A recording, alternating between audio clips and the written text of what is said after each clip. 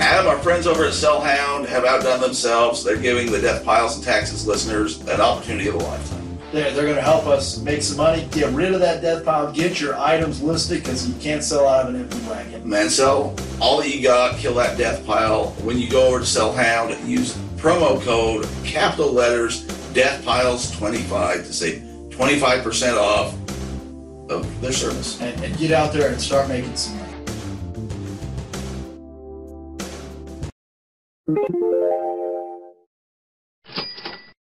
Here comes the money. Here comes the money. Money, money, money, money, money, money, money, money, money.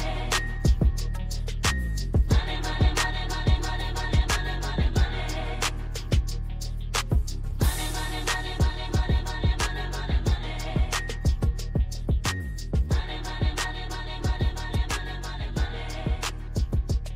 Welcome, Death Piles and Taxes listeners. I hope you're here, ready to learn, because Derek is bringing it hard today. So hard, Adam. They're going to say, how hard did you bring it? I'll say, extremely hard for our Death Piles and Taxes listeners. I'm going to ask you a question, just starting out. How well do you rap? Not very well. Well, I'll tell you what. Everybody I've been buying stuff from this last week, they suck at rapping. Oh, you mean for shipping? Yes, I mean for sure. I thought you meant some sick freestyle beats. No, I'm not talking no LL Cool J or Eminem, not that kind of rapping. I'm talking about shipping your stuff and making your customer more frustrated than it's Christmas morning with no scissors. I've never had a Christmas morning where I needed a pair of scissors, I guess. Yeah, haven't you seen those new packaging? They come in this stupid plastic hard stuff, and you gotta like rip it out and hope you don't spear yourself with one. I don't get new things. That's true, you don't. You buy online, you're a smart guy. So, what's up? What packaging dilemmas have you been facing? You can see here on my death pile, my working table, I've got lots and lots of cards. Working table, I like that. It is my working table. And the issue is I'm buying these things from so many people, which is great, it's wonderful, it's huge, I love it. But there's so many different ways to package things, and there are some real people that I just want to kick. Well, what's going on? Like, give us the breakdown. We got people selling things, probably want to know what you're having frustrations with, Well, as well as this guy over here. first thing is, as I get some of these packages, and just so you know as a reseller, if you put something in a padded envelope or padded anything, you should not be using United States Postal Service boxes on the inside to wrap or do anything. Like, that box is only for shipping. Not my problem. Okay, I'm just saying. You don't got beef. We're going to get into that because I don't know why you got beef. We'll get into that. I'll get into the second part of wrapping. All right. But when you wrap things, like, they're taping them like an absorbent amount that I'm having to rip sticky tape off of, like, the tops of these cards. And yes, you just pulled out your fancy dancy little knife there. Razor blade, my friend. But the problem is so many of these things, like, they are like polymailer wrapped in another polymailer with super tight tape, which just makes it extremely difficult. Now, you can tell the people who have done it more than once, because when they use like a blue painter's tape, because they know it's very easy and it pulls off of the cards, which I really appreciate. But other people, man, it is like their first rodeo. I think a lot of it, though, and you got to appreciate with the cardboard and the tight wrap job, is they don't want your, especially your cards can be damaged very easily, so wanting those not to get bent, shifted. I agree, but when you make it like you wrap it so difficult that you don't know how to get into it, like you cut it and it's just very, very hard, and you want to make sure you do it the right way. So that's my beef with the wrappers this week. Wrappers, you have to imagine yourself as opening this package. Like I pulled out my, nobody saw it, but I pulled out my trusty razor blade box cutter, and not everyone has those, doesn't have those available. You don't want somebody cutting into a package that you gave them and have it get damaged because of something like that. I only got my Edward Scissorhands. And Adam's got some scissors. Yeah, I mean, when you package things, take some time, try to do it nicely. If you're sending Adam a card, do it with a blue painter's tape. Yeah, painter's tape. They put it over the outside so it doesn't fall off or rip or do anything, so that's really nice. But going into your other beef, I finally took some, well, let's say this. I took some initiative. You can always say, oh, I'm going to take care of that death pile. Oh, I'm going to take and ship that out. And that's what I was doing is I kept buying, and I wasn't sending things out to PSA, to who I have to send off to get my cards graded. I kept accumulating my list, and I kept putting more and more in, but I didn't send it off. And if you don't send it off, you're never going to make money. You're hoarding. I am hoarding. So I finally says, I better get just some of these things sent out. So yesterday, I went in and I had a system in place, and I realized it was a flawed system because I kept buying more cards, and there's some of them are duplicates. So I said, I just took a bunch off and I sent some things out. So I sent some stuff out, and I went to our local post office, not the one I normally go to in Payson, but I went to the one in Santaquin, which you frequent. Keep going. And you must be on a list. I couldn't make this up if I wanted to. Well, I'm definitely on a list. I went in there, and it was an extremely pleasant experience. I came in with my box. It was all prepared. The guy took my information. Wait, the guy took your... Okay, go ahead. Guy took my information. I think it's the same guy, kind of a... Does he have a thimble? I didn't see any thimbles, but he came in, and he took information, really, really good. I says, I want insurance, and he says, you get up to $50, and I said, I want $500, and he says, well, if you do $499, Did he ask about that pair of John Stockton shoes sitting over in a box over there? Hold on. So you have been waiting for this one. We haven't talked about this, as you can tell, live. This is live. No. Live to tape. This just happened a few hours ago this morning. So he gave me some assistance. He says, hey, if you do it for $499, they don't have to sign. I'm like, that's great. Obviously, it's worth more, but I didn't want to get into the insurance thing with him on the spot, not till after he helped me. But while I was doing it, there was another gentleman that came right in. Other gentleman comes in, hey, Joe, how are you? No joke, wasn't just him. There was two workers there. Great, how are you doing? They didn't even ask him his last name. They just reached under there. They said, hey, are you bringing anything in? Are you selling it today? Reached under there sounds about right. Go ahead. They said, hey, are you selling anything today? Like, no, I've just been buying. So they hand him a stack of mail, probably 5 or 6 different envelopes and first name basis. This is ridiculous. And they even asked him, like, you're bringing anything today? Usually you're selling. He's like, no, I've just been buying this week. So I know this guy's a reseller, but here's the thing. This is what I figured it out. The second that he walked out, because we were right behind him, guy got into, not saying that if you have one of these vehicles, you're an uppy-upper or what. Guy got into a BMW. And that was the whole gist of the whole situation is, obviously this guy is a reseller. They know him by the first name. They give him, hand deliver his mail. He didn't even have anything. Like, he just walked in and got his mail, and that was it. And apparently, the world is great with this reseller, not with D. Roy Everett. Apparently, I came on his turf. That must be what happened. I approached the turf, and the turf war is real. Did you ask the guy about the insurance, like, say these get damaged, will I have to prove to you that they're not damaged right now inside the box? Because I have a friend who has a pair of shoes over there that had to file his second appeal this week, which I was going to get to a little later. I did see that. Should we end the podcast a smidge early to head over there together? I mean, because I saw the guy. I don't know. Maybe you've just been approaching it. You know how sometimes if you like reset, like if you just walk away from the situation. We tried to reset. Well, it's I'm not saying. You know how there's feuds and like families hate each other for generations. The Hatfields and the McCoys. Everett's and the Mendenhalls are not going to be holding hands anytime soon. The Greenhalls and the Green Ouches are on different turf. So guy never calls back. I'm sorry, I didn't want to. You opened the can of worms. Anyone that's familiar, I have an ongoing insurance case. Investigation. There's 3 podcasts worth of me complaining about it now. And this is for a $1,400 pair of shoes. I've been putting it out on social media, we've been putting it out on Twitter, trying to get some traction. I was told I would get a letter back, but no, I log on to find out because I'm checking the case online because that's more efficient. So I see that it's been declined, and I have like 2 days to appeal it because they wait till the last minute so that they can try to close the case on you. I can only think this is out of pure spite at this point because of... Anyways, so I go to appeal the process again, and it wants you to put in why you want to appeal. It only gives you like 100 words. It's like a tweet on why you want to appeal this process. So basically I said, my shoes were destroyed and post office workers didn't think there was a problem with them being in this condition. So I add more pictures because I have more pictures, all the information I have, and I've sent it off. We'll see what happens. But your buddy over there can't bother to give me a phone call, can't bother to be. Well, if I walk in with you, he is not there. Guarantee it. I walk in the post office, somehow he's not there. I don't know what happened, but maybe I just hit it the right.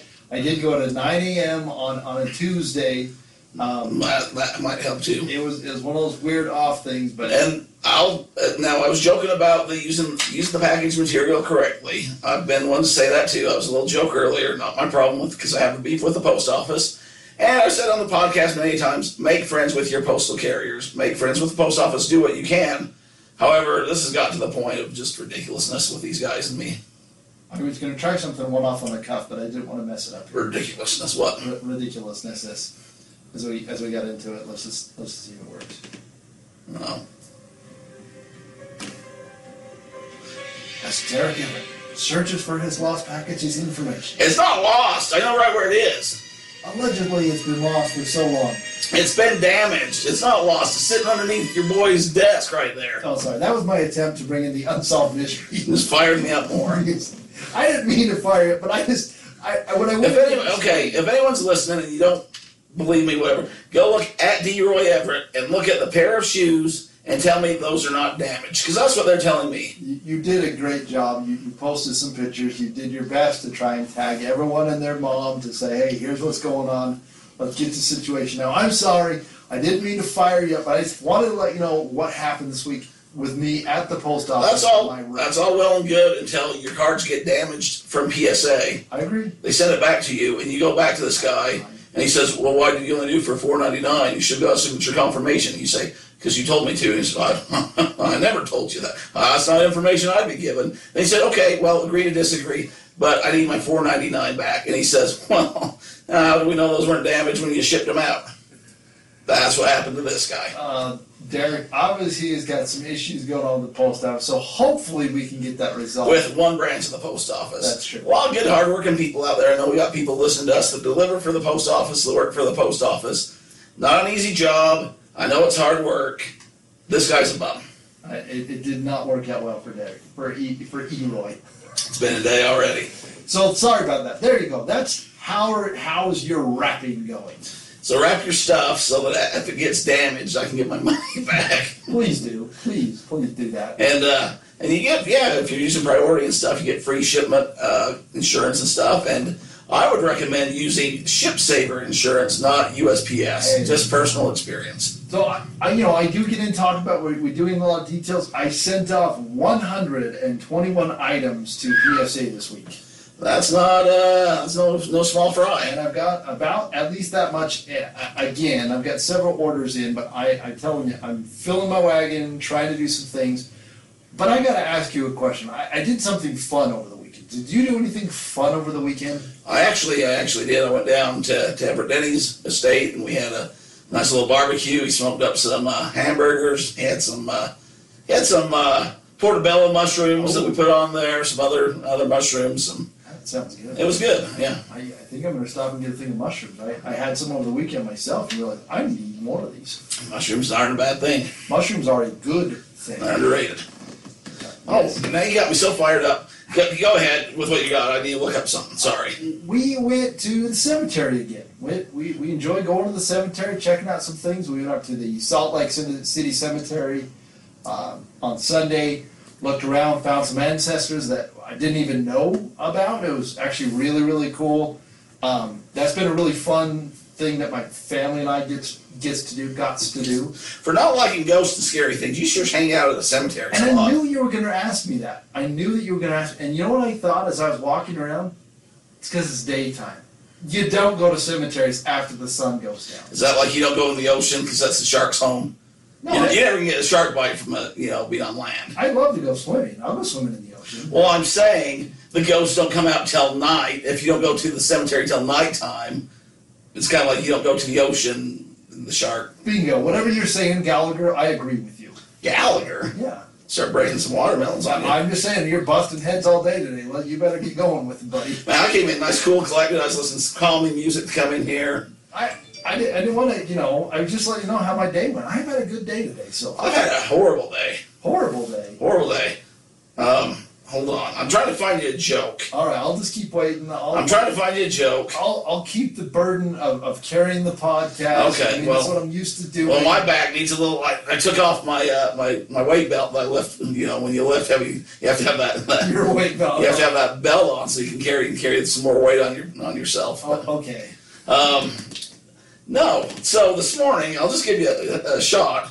So yesterday, I'm supposed to ship out an item that cost $500. Saw that. Sold a Congratulations. a chair cover. It was my NBA Finals chair cover, whatever you want to call it. It goes on behind the seat of the NBA Finals, little black headrest thing. Problem is, I can't find it. Oh, don't say I have no clue where it's at. Shut the front. So I'm tearing the house apart for most of the night. Oh, no. Because it's like a $500 bill just missing. So I contact that guy that I gave some stuff to. Okay. And I said, hey, you have this, by the way. I'm just, at this point, I'm not asking for it back or whatever. No, you just want if he has it, he has it. I just want to know. So if I have to keep going and tearing things up and down. He says, I don't think so. Well, look. Okay, whatever. So I keep looking. I cannot find it.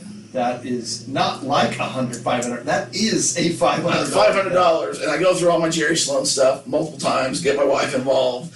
I can picture seeing it. I remember seeing it, and I put everything, when we came back, I sold some things, I took that guy some stuff, I re-put everything in boxes, I picture everything where it's at. It's nowhere to be found. Okay. And so, I had a rough night. I wake up this morning. Now, I wake up before the rooster does. So, I have to get my recycling out, I have to get the trash out, and so I pour me just some cereal in this very cup so that I have something to eat on my way to work. On the go. Go out and put it in the cup holder in the car, and go to get in the car to go, and it won't start because I don't have my key on me. Okay. Now, I have no clue where my key is. Oh, no. So I run back in the house, I'm trying to find the key, now wake up my wife, go through all this stuff. Now, I've been all over the house looking for this thing, so... That house looked like a tornado. It could have been anywhere, because I've been looking for this NBA Finals chair cover, Okay. and I've been all throughout the house, so it's not like, where were you yesterday? I'm wearing gym shorts, so, sometimes things fall out of those pockets. So, go nuts. Go nuts. Go downstairs. Now, I have to get to work, too, at the same time as all this. You do need to get shuffling off. So, I go down. I finally have to wake up Holly. I cannot find my key. Do you have any clue where it might be? Because she can find anything. Except your seat cover. Except for a $500 seat cover. But she's like, 99 and 1, where I'm 1 in 100. Yes. And 199. Anyway, so, no. Finally, she finds it in this random pair of shorts I don't remember wearing for like weeks. Okay. Don't know. That's where they were. So, I go to work, and I'm plugging in my cell phone because it didn't charge last night for whatever reason. Okay. So I grab the cord, and it's dark. Well, somehow the cord's through my cup holder underneath my cup. So as I pull it up, my cup falls out with cereal. So if you want to come look at my floorboards right now, covered with cereal right now, because I come straight here to do the podcast today. And so I come into, so it's still like that. So I went and ate lunch in my car and stuff. I'm like, oh yeah, I got a floor cup full of cereal. And I come in here and hear that you're best buddies with my arch nemesis now. That's how my day's going. And please tell me, did you find the seat cover? No. Oh, you still can't find it. No, the guy, I'm kind of hoping I gave it to him. I mean, I'm hoping I messed up and gave it to that guy, which sucks. I'll tell the guy, I'm going to have to tell the guy, I can't find this. Here's your money back. No. If I find it, I'll let you know. The other guy, I just want to know where it's at so I can stop looking. If he has it, I gave it to him. That's my mistake. Whatever. But I'm thinking there's a box somewhere I'm just not finding it. I can't remember where it's at. Full of extra $500 bills. Full of one anyways. So Adam, with that being said, I've decided that eBay, it's worthless. It's worthless. It's worthless, huh? We quit the podcast. We're done. And let me tell you why. Because you're crying over spilt milk. No, it's because I searched lighters and it came back with 300,000 matches. Of lighters? Lighters. But it sent me back matches. Oh. That's the Uncle Steve joke of the week. Wow. A good one. Okay. I mean, you get the lighters and matches, or like a Zippo, Sure. and then you have matches. Okay. When you put something in the eBay search, it comes back with matches, I'm glad that even if you're looking for lighters. explain that for us. Well, you seem confused. As well as all of the listeners right now. Now they're laughing. They're just coming back from their laughter right now. Can I say, I don't know what you did this week, but man, we've had all kinds of new numbers. Appreciate all the new listeners. I do. We do appreciate all of you. This is our podcast, and we dove right in. Usually we give a little intro, but we dove right in. Podcast. We went for the jugular. We talk about reselling. We talk about taxes. We brew it all together with our fun life that we have, and we hope that you can gain some knowledge. Enjoy some good time and make some money from taking time out of your day to listen to us. Yes, and hopefully while you're listing your 100 cards, or while you're looking for your purses, you're looking for your seat covers that you can't find. Maybe we're there to keep you company and keep you sane, and you think, well, that Derek sure had a crappy day, but mine's nowhere near that bad. And so your life goes on. Well, or you go and you share that joke in your local meetup group. That's right. So while we got all the, in the first little, not a summary, but maybe what you can do is just quick lay out a couple things that you've been selling. I'll talk about some of mine, so we get some of these new listeners to realize this is what you can literally sell anything that you want on eBay, on Facebook Marketplace, on Mercari, on Poshmark, on Etsy. The selling platforms are to sell it to your brother, your sister. The selling platforms are endless, but you just have to kind of know what to sell. So Derek, give me a couple things that you have been selling. Well, and here's where I say you can sell just about anything. So, I mean, if you want to talk about things that are hot, I'll tell you the things I've been selling. But when Adam says that, it's not that I disagree with Adam. But, I mean, new people, yes, you always want to know what you can sell, but don't just... it's good to have a little bit of a template or whatever, but don't just, find your own trail too. Yeah, I sold a lot of T-shirts that we found from, the thrift stores, and like Brian, he opened it. He gave me my awakening. I was woke from that moment for this particular thing. I don't have to go to the thrift store if I hate it there, so now I buy cards online and sell them that way, so appreciate that, Brian. I've been selling some plush items. You know what a plush is? Your Care Bears? Yeah, kind of like that. This is a Disney Monsters Inc. plush. So a stuffed animal. Yeah. Okay. I sold a stuffed animal for like $20. Probably got for a couple dollars. I've been selling a lot of those Young Living type things. A lot of I would talk about oils. Our MLM stuff. I always say find out what's in your area. Our area has more multi-level marketing type businesses than probably a lot of places around the country. Maybe your place around the country sells fishing lures. I don't know, but if there's a lot of factories and stuff in your area, there's probably opportunities to buy those items from people or from the factory themselves at a discount. Sold some keychains, T-shirts, sports cards. Derek is the some shoes, wrestling memorabilia. So I know it's a unique niche mark, but if you have questions about wrestling, I usually throw Derek under the bus, and he knows the answers to it. So usually. Well, and if he doesn't, he can find the answers to it. If you want to know anything about the Iron Sheik or Hulk Hogan, I'm your man. And let's throw this out there. We talked about yesterday. I believe yesterday, your boy, Dwayne "The Rock" Johnson, pulled off the ultimate sourcing buy of next to nothing. Yeah, let's get into that. A couple Husky sections ago, probably, I don't even know where those are at, but we had Mike Painter in the studio, and we were predicting the future right before Corona. Somehow the XFL came up with, will this be successful? And quick thing for people that don't know, the XFL is a football company. I guess you probably know what it is, football league. It's the one-off of the NFL. It's kind of like a minor league NFL type thing. And Vince McMahon, who is the owner of the World Wrestling Entertainment Company, he had it like back in the 90s.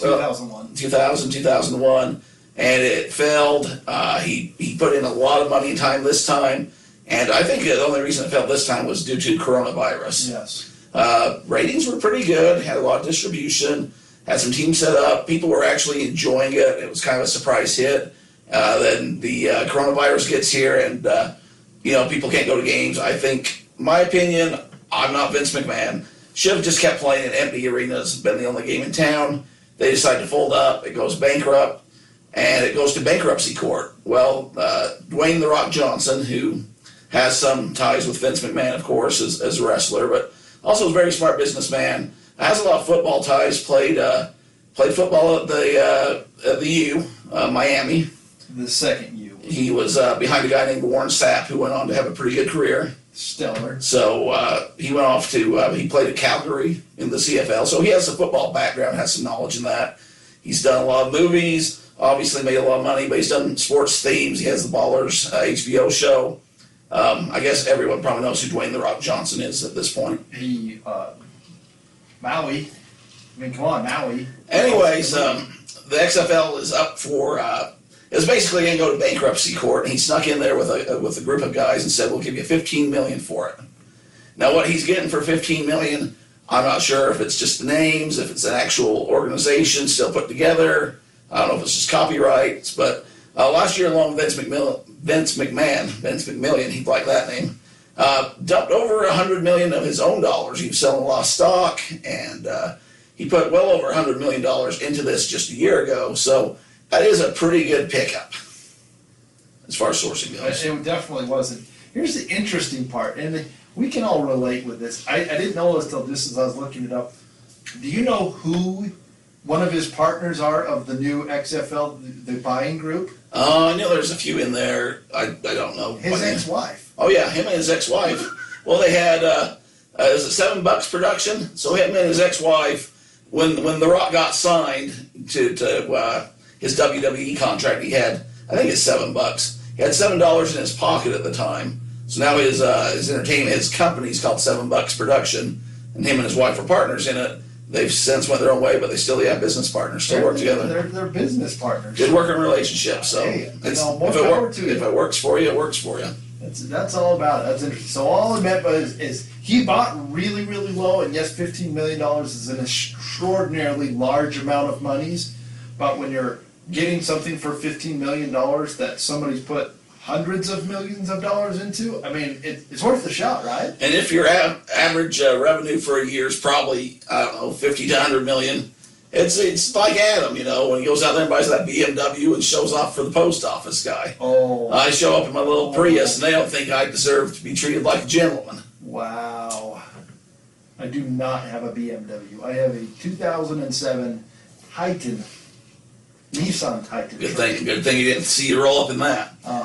But no, I mean, yeah, it's a gamble, but I think there's going to be some opportunity there. Last time we talked about it, we said they'd have a few seasons, and that proved to be wrong. So I'm not making any bold predictions, but hope it goes well. The more opportunities out there, the more talent gets discovered, the more cream rises to the top, the better the end product is for all of us. This is the ultimate craziness time and reset in life, not only for us, but for all of us. I mean, my tax season is completely different. We know that there are a lot of people right now who may have lost a job or are in between a job or are trying to find work that they like doing. If you take the time and the ability to learn how to buy and sell online, you will forever stay busy, especially in this, economic standpoint right now. And whether it's you're just trying to make a couple bucks so that you can, pay a couple bills, go out and eat at the end of the month, or if you want to become a full-time secondary income or full-time income, you can do that. You can scale to where you want to be or where you're comfortable at. And that's all with you and what you feel comfortable in doing and how much work you put into it. But, man, yeah, it is a weird year. Usually we're neck deep into yard sale season this year. It seems like yard sales just aren't happening, or they're not at the frequency that they were. And I mean, I don't know. Does that mean there's more opportunity out there? Is it because Facebook Marketplace people are selling their stuff, or is it all due to the pandemic? Who knows? And as the person that takes the time to figure it out, they're going to be the beneficiary. Oh, you like that big word there? Of what's going on right now. I mean, that's the thing. You got to get creative. And I was going to talk a little bit about drop shipping. I don't know how much time we have before the break, but I've been teasing this for over a year now. So you're gonna teach me how to drop ship? Well, here's the thing. So I'm talking with my buddy Waddy, and Epiphany, Biggie, Lily Epiphany comes in there. We'll bring it back after the break. But basically, he lives in a small apartment in a major city. He doesn't have a lot of space, right? If you live in a small space, you can get a lot of space. Well, I'll explain more after the break.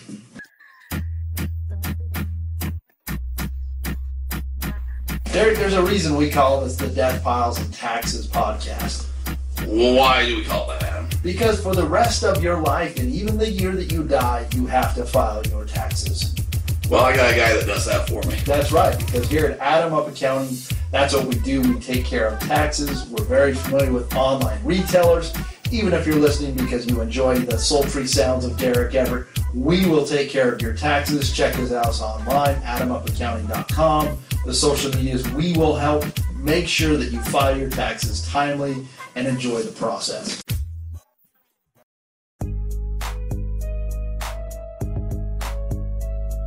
Adam, if we've learned anything the last couple months, it's that we've been paying too much for things. People are looking to save money. That's where our friends over at Visible Mobile come in. People are paying crazy amounts for cell phone service, and they just realized how much money is going out that door. Go over and check out visiblemobile.com. Look at their plans. Look at what they have to offer. If you like it, remember it was us at DeathPiles and Taxes that sent you. You're going to want to use our promo code BVWVQ. They got specials all day long. Just go see what they have, and if it works for you. Well, great. It's because I have a cell phone and I need to pay less money.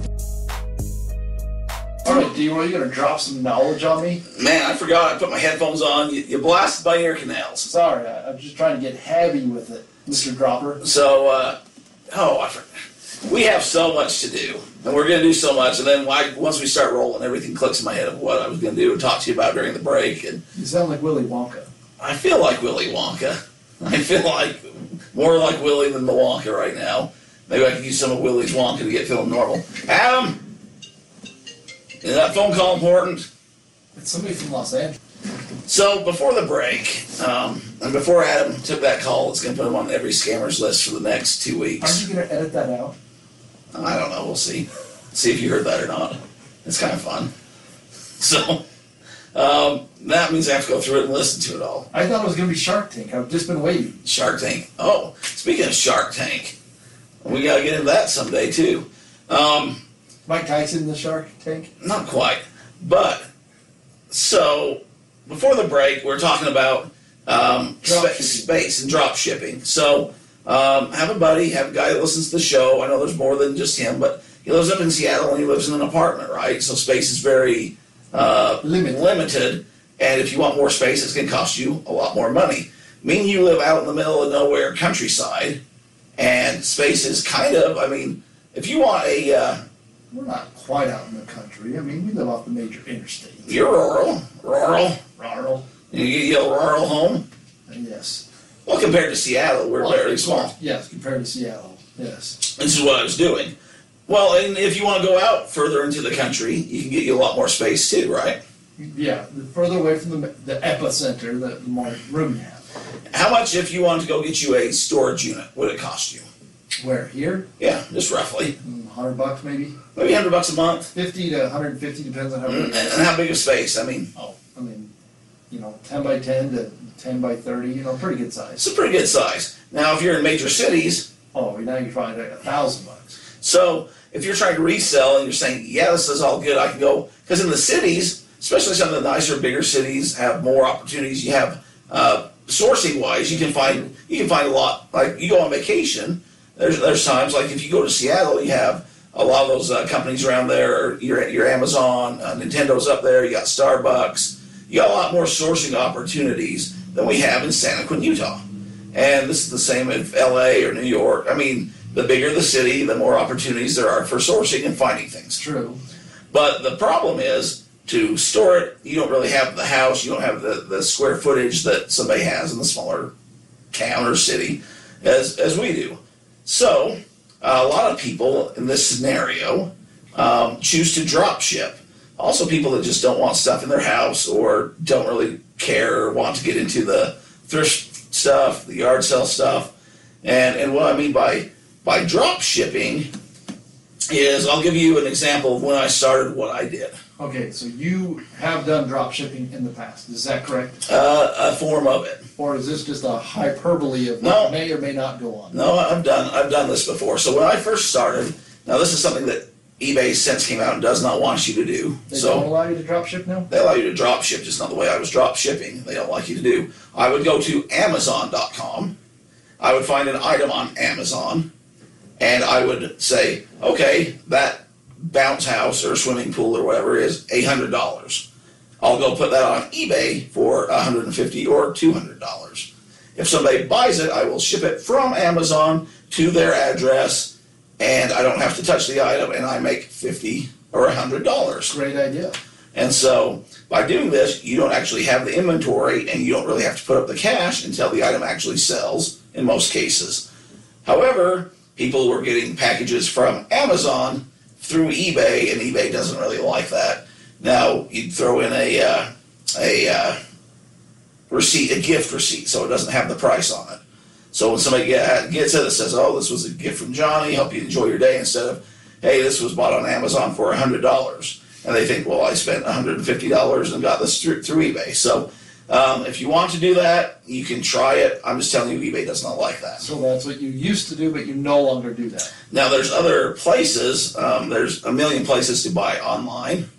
You can find things online at other places. I heard this thing called Alibaba. Oh, that's a website. Okay. Yeah, that's a website. Okay. Yep. There's like Costco.com. There's places that you can buy stuff and have it shipped. So you can take a picture of the thing, Hold on. put it in the description, and you can have it shipped. Are you telling me there's something that I can have my phone and I can buy whatever I want from wherever I want and they'll ship it to my house? Oh, you can ship it to somebody else's house. Oh my heavens, you just knocked my So you can go to Costco.com, Okay. take a picture of a hammock. The hammock can cost $2,000, and you can put it on eBay for $2,500. All right, so why would And somebody not buy it at the other website? And then Adam is in a hurry. His wife wants a hammock. He's in a hurry. He's at work. He's not researching the best price for a hammock. He says, Derek talks about eBay all the time. I'm just going to go on eBay and see how much a hammock costs. Oh, that looks like a nice hammock. Oh, that has nice pictures. Oh, that guy offers free returns. That's $2,500. Whatever, I got money. And they pay, and you go, ding. So then Derek goes, uh-oh. And I go to Costco.com, and I say, send this to Adam Beasley at this price, or this apartment place, whatever. And you send it off. A lot of people do that. Now, there's a more direct, now people are getting mad and saying that's not the only way to drop ship, so let me cover it all. I know we got other bases and things to get into. So you can do it from your Walmart.com, your Amazon.com, your Costco, any website out there, Cabela's, whoever, right? Okay. And you can ship it as if it's a gift. You take pictures, you put it on there, they already have the description, just click and paste and wait. There are companies that want you for a middle person as a drop shipper. So right now, there's not a lot of trade shows going on. But in the world, when it comes back and there's trade shows going on, you can go to a trade show. And you go to the trade show and you walk around and you say, hey, that's a cool looking fidget spinner or boomerang or bicycle. And you go and talk to the guy and you say, hey, my name's Derek. I run an eBay business. I'd like to sell your bikes on eBay. Do you have a drop shipping service? Wow. He says, yes, we do. Now, this is the price that the bikes are at. And usually when it's this kind of thing, everyone has to sell it for a certain price. You have like a contracted deal. Yeah. So you buy the bike for $100, you can't sell it for more than $300 regardless of what it's worth. So everyone's kind of in the same ballpark. Yeah. And if you buy this many, this is your price break or whatever. The good thing with drop shipping is if you find these companies, they warehouse it all for you. You do the shipping, or you do the actual selling, and then you just say, hey, send this to Timothy, send this to Adam, send this to whoever, and they ship it for you, and you make the percentage. So what I like about going to thrift stores and what I like going to yard sales is I can go and I can buy something for $1 and sell it for $100. Okay. But most businesses don't run that way.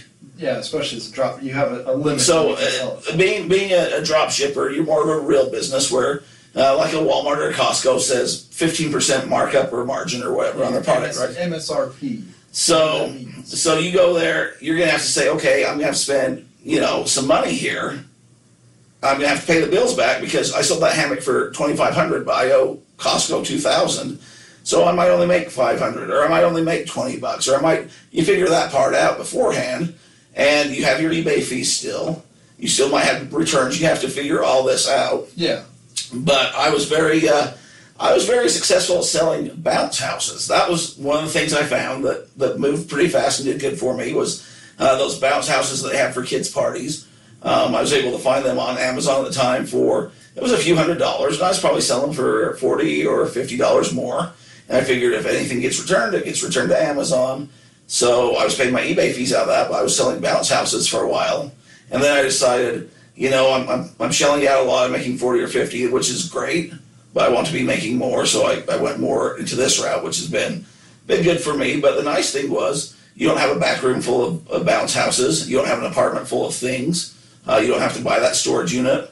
So that's just, I've talked about this forever. We can obviously go down the rabbit hole a lot further, but that's Dropshipping Basic 101. Dropshipping, and he, like I said, he's done it. There are plenty of opportunities. So lots of YouTube. We encourage you to, educate yourself on these things, do these kind of things, so you can learn about it. So, all right, Derek, you've given us the nuts and bolts, and I got a question for you. No, I wasn't there. I've never met him. I don't even know how that picture got in my wallet. How good a haggler are you? I used to fancy myself a pretty good haggler, but it's been a little while. I don't know. I'd say on a scale of 1 to 10, I'm probably a 6 to a 7. I think I may have got a little bamboozled, but I think I found a good strategy for selling online. Let's hear it. What are you up to? So, getting into, again, what I'm doing a lot of, this applies to everybody, so I don't want you to specify, well, he's doing this is what you can get into anything, but I've got into these sports cards and been buying specific players, and I found these very specific, gold, one-of-one cards signed. It was crazy. The guy was asking $400 for it. So Adam finds a rare item that he thinks is worth value because it's limited edition. It's got some special things on it. It's autographed, and the guy says, "I would like $400 for this item." And again, it's hard to say. I mean, I've looked at other cards, and there aren't kind of any in that same kind of, because it's a one-of-one. What is it really worth? There's obviously no records of sold. You can compare it to other people, but again, it's a one-off type thing. So I went out on a limb and I offered this guy a price. And I know we've kind of talked about this. What price would you offer that person if you thought that item had value? Well, here's the thing. I'm a lot more Jimmy Cheapy Pants than you are. I know you just want the item and you want to get moving.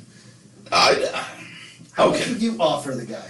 How much do you think the value is, realistically? That's the problem. I don't know. So for me, there's a couple things going on there. One, you want to make sure it's legit and you're buying something real, because our buddy Phil, and it is. we had a one-on-one card situation where this guy that frequents Phil's office bought a fake card that was a one-on-one. It was a whole mess. Not from Phil, but he's told the story.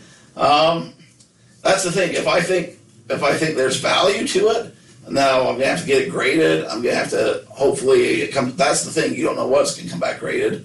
I would have probably came at him at 200. I'd go half. I'd say, man, right now, things are how they are. It depends how in demand this player is and stuff too, or how this card's going. I mean, if it's a LeBron James rookie card and it's going to go for $1 million, you don't even bat and you say, here, take my money.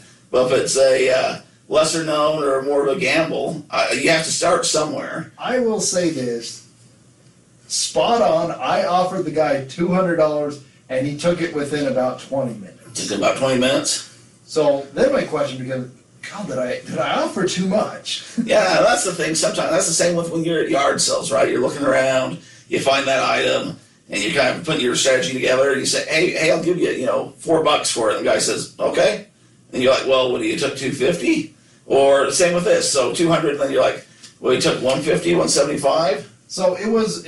I mean, I'm showing him, but it was a one-of-one signed Tyler Huntley card. It was really cool, and It says it's a 5 of 7. It wasn't that one. I'm just showing you. The one-of-one is coming in the mail. Oh, because this one, I thought you got bamboozled right there. No, you're the accountant. You should know 5 from a 7. But that made me wonder, like, when you're listing something, maybe some of those things you just put at a super high price, and if somebody comes in and takes you an offer, you're like, heck yeah, I'll take that. Well, that's my thing. Like, a lot of people want to be competitive and stuff, and it depends. If you're selling, a cell phone case, there's not a lot of room for error or margin, because they go for $10. Everyone sells them for $10. There's 100 of them for $10. If you want 11, they'll buy it for $10, right? But if you're selling something that's a little more rare, a little more limited, or just different, like say a Smashing Pumpkins 1999 tour shirt, right? Probably not a whole lot of those. And say that was from the the Melancholy and the Infinite Sadness tour. And you can't buy a lot, but you know there's some value there. Wow. You get it for $50, just for an example, right? You can put it up there. And it's the same thing we were talking about with some stuff last week. If you put that up there for $200, $300, or $50, the same guy that wants that is probably willing to pay in that range. So I'd rather put it for $300 and have the guy come back at me and say, I'll give you $150 or $175, and me say, sure, than have him say, $50 here. I mean, you need to figure out kind of where your top is. Play the game. And Definitely, it's a game. I'm trying to figure out playing the game. So, from I guess that thing, it says, you know what? Just because you have an offer, just because you have a price on there, doesn't mean you can't offer less. Than who knows? They might take it. They might not take it. That's the one thing that surprises me. A lot of my stuff, I do the make offer on there, and I'll put a little wiggle room. I don't like to get low booked or low balled, so I'll put a cap on where my low offer is, so I don't get those. But if I'm in the ballpark, sometimes it's like, hey man, I'm hungry. I want to go do some stuff. I need some money. I'll take an offer. So say, that same T-shirt, for example. Say I have it up for $300, but I'm going to Vegas that weekend and I need a little extra spending cash. I bought it for $50 or whatever. I don't remember the theory I threw out there. And some guy says, hey, I'll give you $100 or $150. Most days I'd say, no, I'm holding out. I'm holding on. I want at least $200 for it. But I need to go to Vegas. I need to go get some money out of the bank, or we're going out for a steak dinner tonight, or, whatever that situation is. All of a sudden, hey, that $150 looks a lot nicer in my bank account, and here's you a T-shirt. The same with everything, right? There's cars. My brother, the Shark. Maybe we'll get him to come in here and talk about negotiations at some point. But I mean, that's that whole strategy of the used car lot. Like, there's room and margin. There's always room. That's why they put out a price. So I think that's a lot with eBay. I don't know about online. I think Macari's a lot the same way. When you go to yard sales, garage sales, that kind of thing. I think as Americans, we're a little more, we don't like to do it. I think a lot more throughout the world is more of a common practice. Yeah, here it's pretty sensible, which don't get me wrong, I really don't enjoy it either. And see, I kind of like it, and it's the sense of winning, right? It was the sense of winning. So it's like, so for you, I mean, so you got for 50% off of what the guy's asking price was. Yes. So guy would have been more than happy if you paid full price, but maybe, who knows what's going on? Maybe he wanted to go to dinner with the wife. Maybe he thought... I know he didn't pay that much. That's the thing, is I know, because it's a very unique thing. He pulled it out of a pack. He got this one-off card, and again, it's not like it is a LeBron James. It's a very one-off item. So I know he couldn't have paid much for it, so that's why I was like, I only paid $30 for the pack, and I pulled this, and now I sell it for $200. I made all my money back. Oh, and then Sonny, you go buy him some more cards or whatever he's after. Get back into the game. So that was your haggling thing, and my other one, this is a very interesting story. And I saw this, and this comes into the tax relation part of the podcast. So haggle before we move on real fast. Oh, I don't know if I want to haggle. Usually, no, just my thunder. So here's an example. Oh boy. Today we had some stuff, and I was showing friend Mike Painter. I sent him a picture and said, "Hey, what do you think about this?" He goes, I kind of saw the same thing. I said, "I wonder if the guy's got any wiggle room, or if he'll sell just a couple of them," because it was a group of stuff. I sent the guy over an offer. I said, "Hey, would you sell this, or would you sell it for this offer?" And he was like, "No." Straight up, no, I'm firm.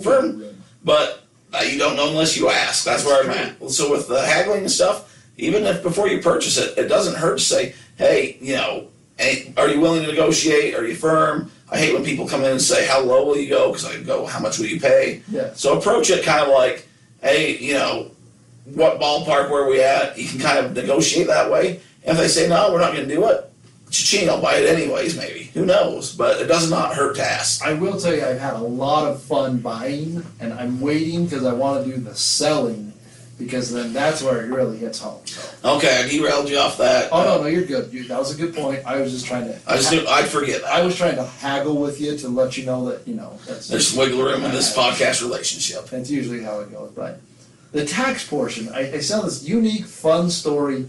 And I always like things when they hit home with me. When we have people in office, which again is, we're still happy to meet in office. We've done that with the COVID. It really changed. But I always say something. When people pay, I have my cell phone. It's linked to QuickBooks Online. I have a card reader. I put their card in there, and then they actually sign my phone. And You know, some people, those like electronic signatures, everybody's like, oh, well, that doesn't look like my name, or you can't read it.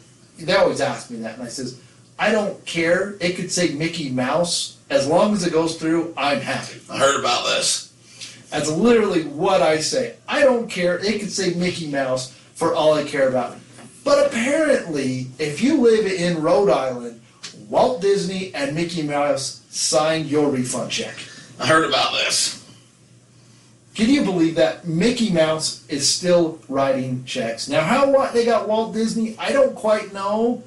Man's been gone for a few years. Maybe it's Walt Disney Jr. the third, but they're writing out refund checks that are auto-signed by two, one, a mythical creature, and somebody who's passed away for years. So people in the great state of Rhode Island, which is a lot better state than South Dakota and Alaska, in my opinion. That's right. In my opinion, I think you should tell somebody there so they have to listen to us. They got their tax refund? It was like a special business tax refund. It was something to do with sales tax or some one-off type thing, and they sent out like 130 of them that were signed by Walt Disney and Mickey Mouse. So they get their checks in the mail, and everyone's happy to get a check in the mail. And lo and behold, it's signed by Mickey and Walt. What I would do is I would hold on to that, get it like encased, and then sell it on eBay, because I would buy that. Would you buy it for more than the check was wrote for? It depends. Well, because they're going to get the check refunded to them anyway. It's not like they can cash that check. Oh, okay. Yeah. They just save like I did just see in these big magazines they had a huge, like a paycheck from Babe Ruth, that just a copy of the page stub went for some crazy amount of money. So. Yes, those always are fun to see. I like that magazine. Adam, I was going to get into I'm on the eBay council. You got on the council. But I can't talk about it. I had to sign an NDA. Oh, man. Which really doesn't help for the podcast, but I was going to bring more up into that. But for realsies, or is that for fakes? No, that's for real. You have to sign an NDA. The NBA? NDA. Non-disclosure agreement about what I'm counseled with them. So anything that gets brought up there that I was going to bring to the podcast, and I probably am in trouble for even saying this much. Can we talk about it off air? I can't disclose, Adam. I'm trying to get you in trouble already. For tax purposes, maybe I can consult with, since you're basically an attorney in your own words, I can consult with you on certain things, perhaps. So you are a part of the council now that helps improve eBay. But let me throw this out here. Now, for listening to us, I appreciate that. It's going to be a big holiday season. I've been thinking more and more about this. Fill up the wagon like we've been talking about. Adam, around the country, there are a lot of kids that didn't get to go to prom. They didn't get to go play softball. They didn't get to go play t-ball. They haven't been able to do anything. They've been stuck at home. Their parents are feeling guilty as can be. I hear where you're going. There's grandmas and grandpas that have not seen kids for almost a year. There's aunts and uncles that usually come for Thanksgiving that can't make it this year. All this is happening. Are you saying there's going to be guilt money that's spent? There's going to be so much guilt, spoiled money of like, little Veronica was such a trooper. She didn't get to have her piano recital. Grandma didn't get to come visit her. Little Johnny didn't get to play his t-ball game. I feel so bad. They've been stuck inside and they've weathered it like champions. They haven't got to see their friends. They haven't got to go to school. Whatever. Parents are going to be feeling guilty come the holiday season, and they are going to be spending money. Grandparents are going to be spending money. Aunts and uncles are going to be spending money. Mark my words. And if little Johnny is a huge Kansas City Chiefs fan, and he loves Patrick Mahomes, what you should do is go to the Double Llama Comma store and find these great... As seen in the show notes. Pat Mahomes Sr., not Junior, the father, because it's all about generational, teaching your kids. And little Johnny will say, where the crap did you get these? Send them back. Pat Mahomes. I'm sending them off to get graded. That would be a phenomenal gift. No other kid would have one. That's a great idea, Derek. Thank you for pushing that. Get looking right now. Get looking. Try to figure out what the hot toy is going to be. Usually by September, if there is one, it's trending. But get buying this kind of stuff, holiday type stuff. You know, it's going to be here before we know it anyways, but be thinking Thanksgiving, be thinking Hanukkah, be thinking Christmas, be thinking New Year's, stuff that families usually get together for that are not going to be able to get together or travel this year because of what's going on. I guarantee they're going to try to overcompensate, and Michelle's going to try to send your mom a ham through the mail or whatever because she can't be there and she feels so bad, or gift cards or whatever. Money is going to be out there to be spent. You need to have a little skin in the game. Full wagon. Get them on board. Also, this is Derek's thought. Now, this is just Derek Everett's thought. I'm thinking people are going to Clark W. Griswold up the house because there is nothing to do and they're been stuck inside. I'm thinking this is a big decoration year. So if you can find those kind of odd vintage type, go to the garage sales, go to the yardies, go to the thrift stores right now. Some of your vintage decorations, if you can find good deals on lights, if you can find good deals on different types of ornaments, you go down cornucopias, whatever. People are stuck inside and they're bored. They're going to want to decorate. They're going to want to make it look good. And not necessarily because people are coming over, but because they're going to be sending pictures. They got boredness. They got boredness, but you're also going to be doing family Zoom stuff, and people are going to be seeing your house. Oh, great point there on the family Zoom. That is the new thing to talk about. And you need that backdrop. People want to drive around and look at Christmas lights in this area. It's a very popular thing to do.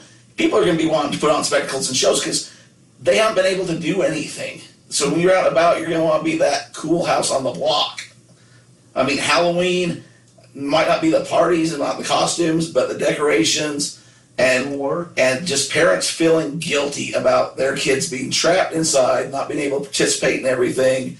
Seniors didn't get to graduate, all this stuff. I'm telling you, they're going to be opening up the pockets, the wallets. They're going in debt. Get some of that money. Don't be coming at me on February and saying we should have been listening to you. Get going on it right now, and you can thank me later. And Derek is on these kind of things. He's right. He's got it. He knows what he's talking about. So go through your stuff. Like, as if you have something, start selling. Like, let's get excited about selling because, I'm very excited about buying. But come November, December, like I said, the Double Llama Comma store will have lots and lots of cards. Cards are very unique. They've got this cool picture, graded cards. Kids are going to love it, especially if they're in any kind of sports. It's hard sell. We got to recoup some of this money. So. I'm just saying, get looking at what's coming out toy-wise. I don't know what the hot item is, but there's going to be some hot stuff out there.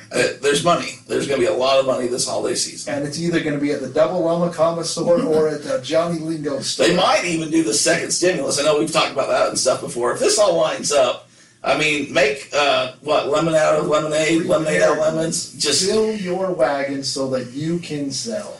It's still summer. We haven't even slowed down for the summer yet, and it's going to transition over into the fall, which usually does good. And then I'm telling you, fourth quarter is going to be like your friend the duck says, very big. Very, very big. So I was going to say huge, but that was There's two things in life that are certain. 30,000 matches, not one liar. And that would be death piles and taxes.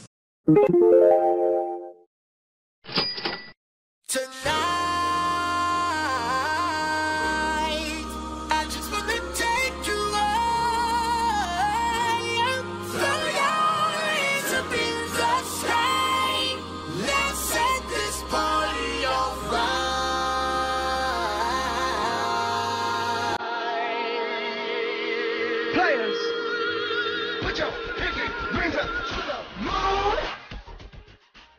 Girls, what y'all trying to do? 24 karat magic in the air. So clear. Look out!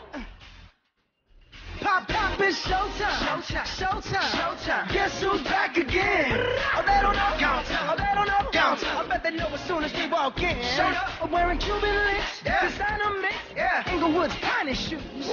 Don't look too hard, might hurt yourself. Known to get the color red, the blues.